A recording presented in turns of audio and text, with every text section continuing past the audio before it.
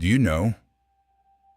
The most expensive luxury bag in the world, the symbol of wealth and upper-class status, the Birkin, was first drawn on a dirty airplane vomit bag simply because a mother's diapers and milk bottles spilled everywhere.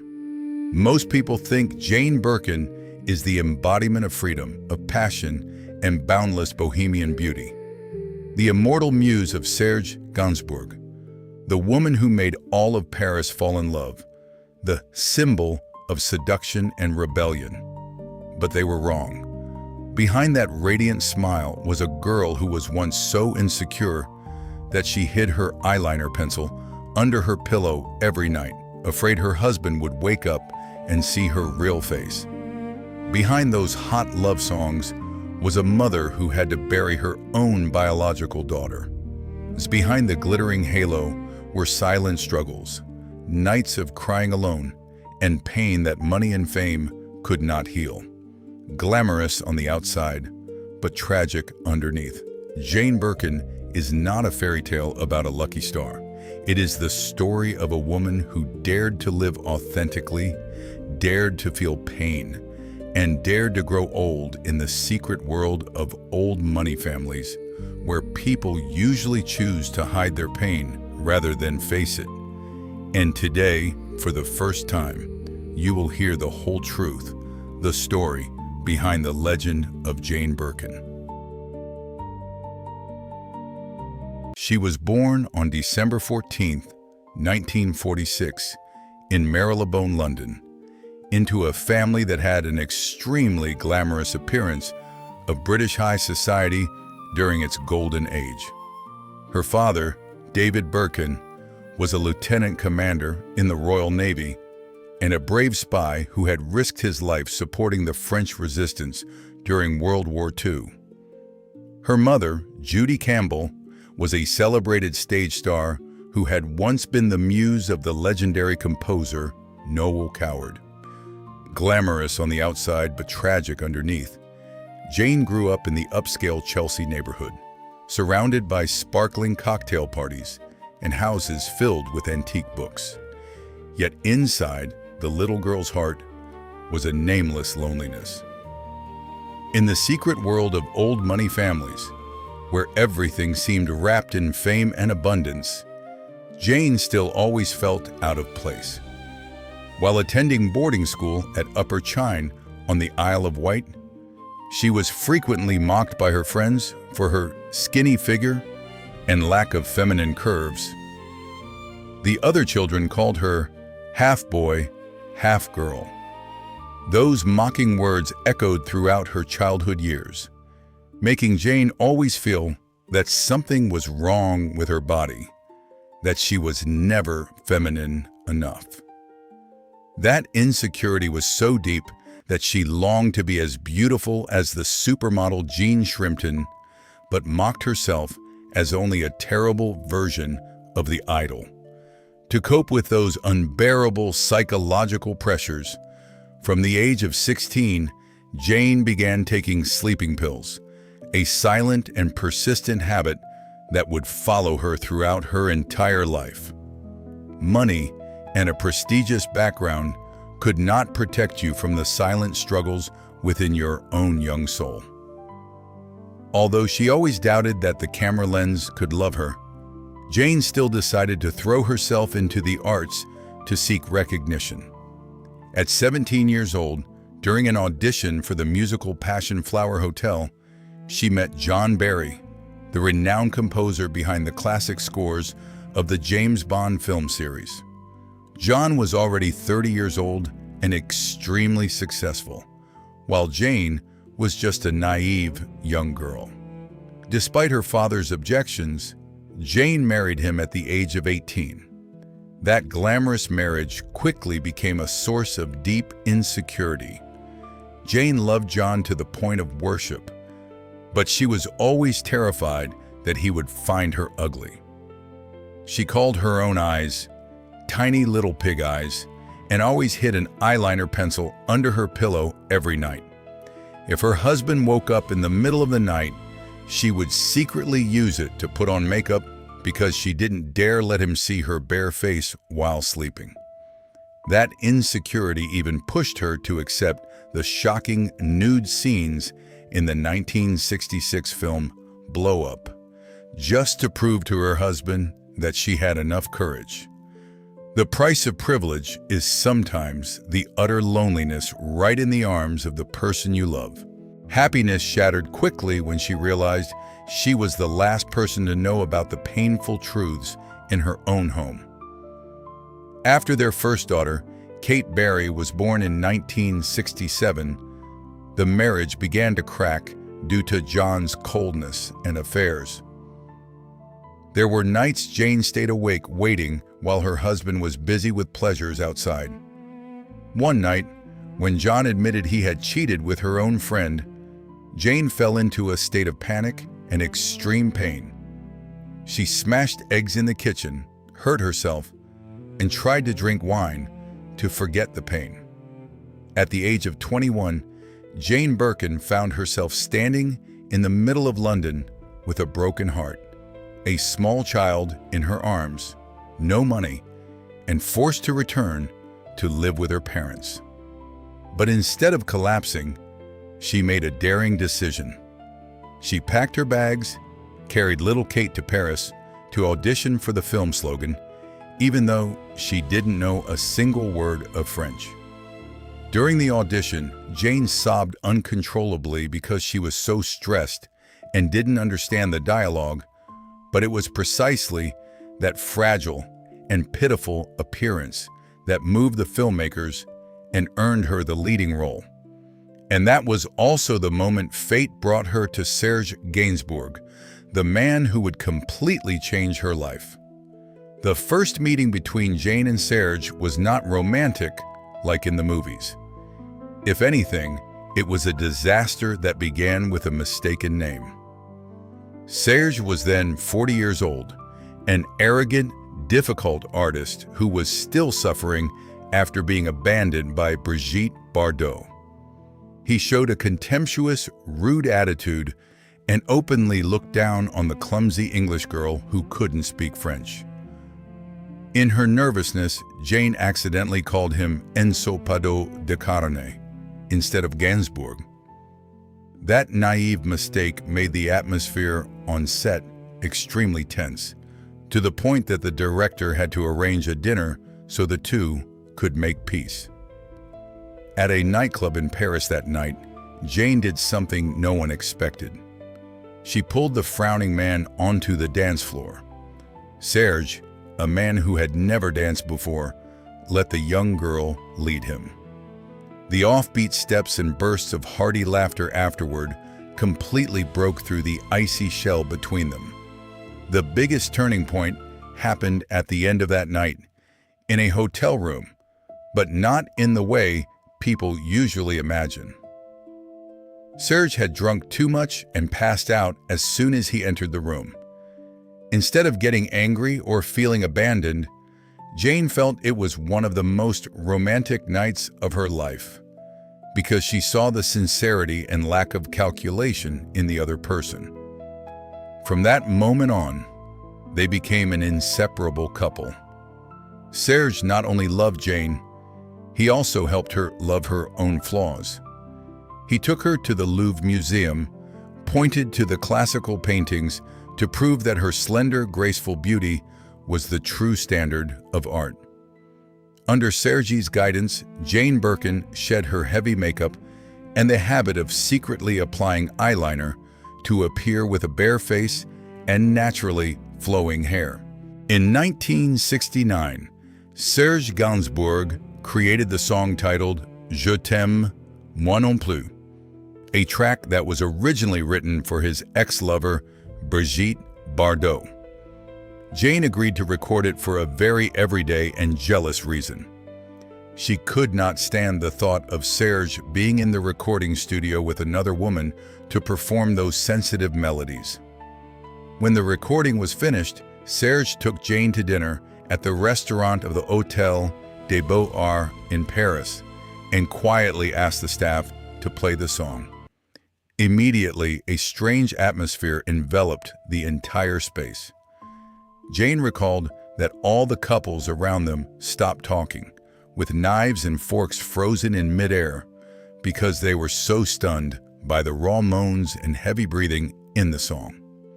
At that moment, Serge simply smiled and said to her, "I think we have a hit." The storm of protest erupted so fiercely, it was hard to believe.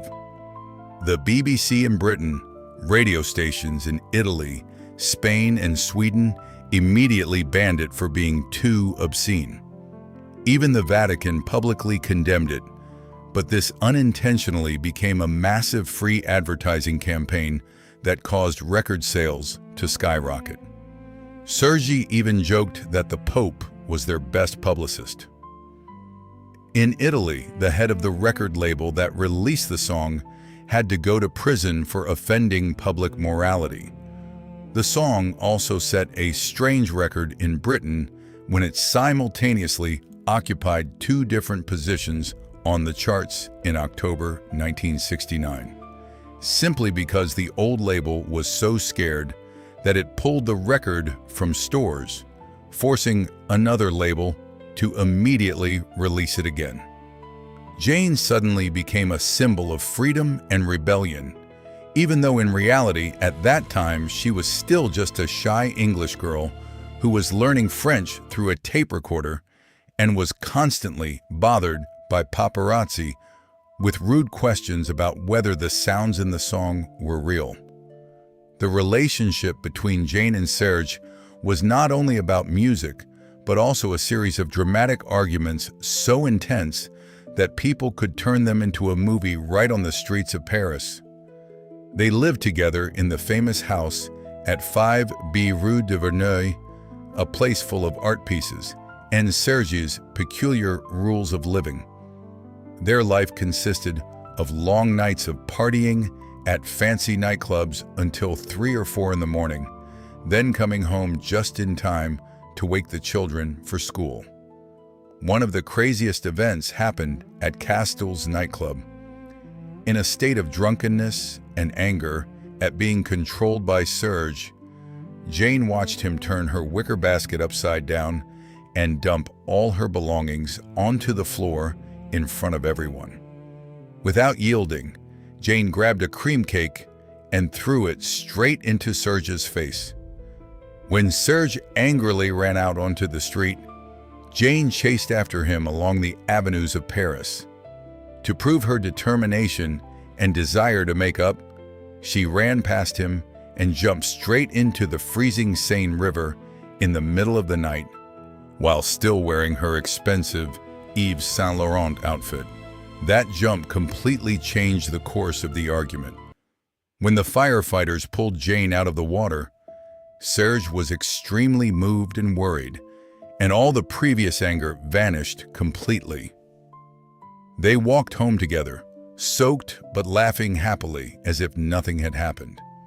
However, behind those impulsive romantic moments was a harsher reality. Serge's alcoholism became increasingly severe, and he became controlling and violent. Jane once recounted that during recording sessions, Serge could yell and hit her hands with a ruler if she didn't sing the notes exactly as he wanted. This deadlock gradually wore Jane down, making her feel more like a puppet than a life partner. Finally, in 1980, after 12 years together, Jane decided to leave the man she called the love of her life to save herself and her children, even though they maintained a deep friendship until the day Serge passed away.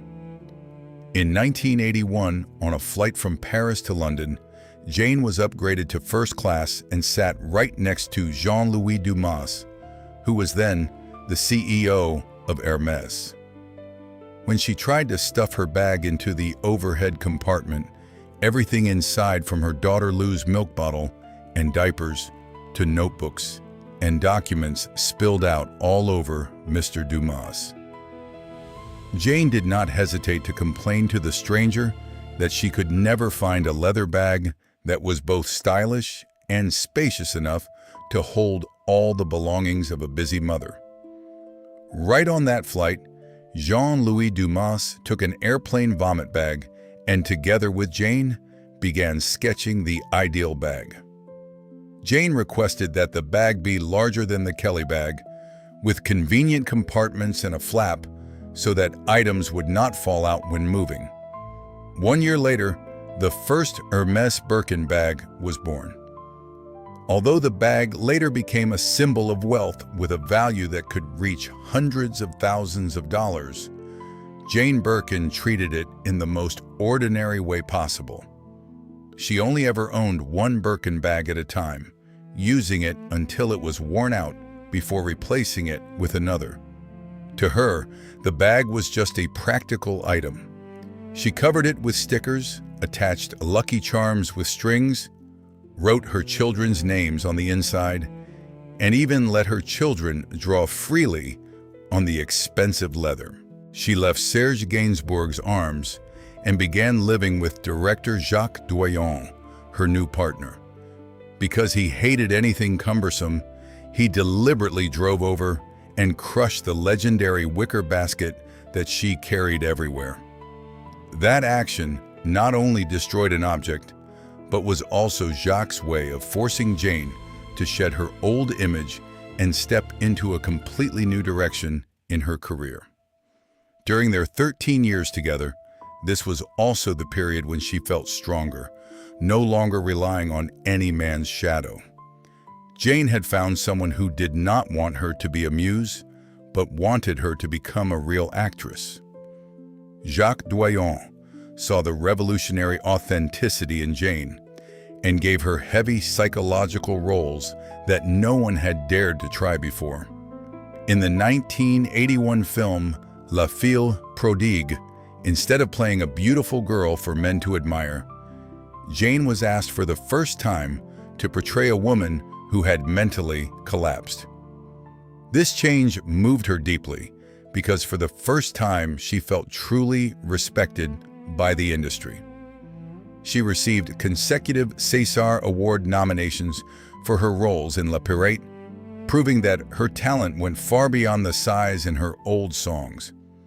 Even after her private life had turned the page, the past between Jane and Serge still existed in a very strange and respectful way.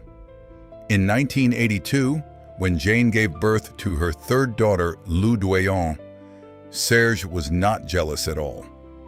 On the contrary, he sent a box of baby clothes to congratulate her and signed it Papa Deux, Daddy Number 2. Serge even became Lou's godfather and continued to write the most profound songs for Jane to sing about the very wounds left by their separation. Jane no longer sang with the voice of a naive young girl. She began to express maturity and depth of soul through the album Baby Alone in Babylon. Not stopping at art, Jane Birkin during this period also became an extremely strong social and political activist. She did not hesitate to take to the streets to protest for the rights of undocumented immigrants, fight for abortion rights, and actively participate in campaigns against the death penalty. She even traveled to disaster and war zones such as Bosnia, Rwanda, and Israel to support humanitarian organizations. Jane also sponsored a young Congolese man seeking political asylum and publicly criticized the French government's policies toward refugees in 2010. In 2018, she joined 200 artists and scientists in signing an open letter calling on politicians to take urgent action against climate change and to protect biodiversity. At the end of 2022, Jane and many other French women cut their hair to support Iranian women fighting for freedom. Throughout this time, she chose to age naturally, without cosmetic surgery, appearing with silver hair and wrinkles, proving a lifestyle of authenticity without pretense. Jane Birkin once said that her greatest achievement in life was her 3 daughters, but she could never have imagined that she would have to personally bid farewell to one of them to her final resting place. In 1991, Jane suffered 2 consecutive shocks when the most important man in her life, Serge Gainsbourg, died of a heart attack on March 2nd. Just 4 days later, while the family was still gathered around Serge's body, her father, Lieutenant Commander David Birkin, also passed away. This double loss left a terrible void in her heart. However, the greatest tragedy was still to come. On December 11, 2013, just a few days before Jane's 67th birthday, her eldest daughter, Kate Berry, died after falling from the 4th-floor window of her apartment in the 16th arrondissement of Paris. Kate was a talented fashion photographer who had collaborated with prestigious magazines such as Vogue and Paris Match, but she had been silently struggling with depression and substance dependence for many years. When the police arrived at the scene, Kate's apartment was locked from the inside, with antidepressants inside and no signs of forced entry or struggle. At that time, only her pets remained in the apartment: 3 dogs, 3 cats, and 1 parrot. The pain of losing her child caused Jane to collapse completely, and she almost withdrew from all public activities for a long time. She confessed that no words could describe a mother's pain of losing a child, and she poured all those suffocating emotions into the album Oh Pardon, Tu dormais, released in 2020, a collection of deeply sorrowful songs about loss. In addition to the mental pain, Jane also had to fight leukemia from 2002. She endured harsh steroid treatments that caused weight gain and had to receive painful blood transfusions 3 times a week. But she always maintained an optimistic attitude and rarely complained about her illness in public. Jane Birkin spent her entire life under the spotlight, but her final wish was extremely simple: to spend just 1 night alone in her own house in Paris. After many years of bravely battling illness and a minor stroke in 2021, her health began to decline noticeably in the spring of 2023. She was forced to cancel a series of planned performances, but still sent a letter to her fans saying she was an optimistic person and only needed a little more time to recover. In mid-July 2023, after nearly 2 years of being constantly accompanied by family and caregivers, Jane asked to be left alone for 1 night.